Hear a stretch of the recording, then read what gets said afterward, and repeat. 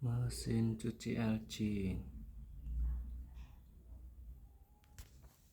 mati total ya. Ini kerusakannya bukan pada pengkabelan atau modul, tapi pada listriknya ya. Ini sudah tak perbaiki, kita tes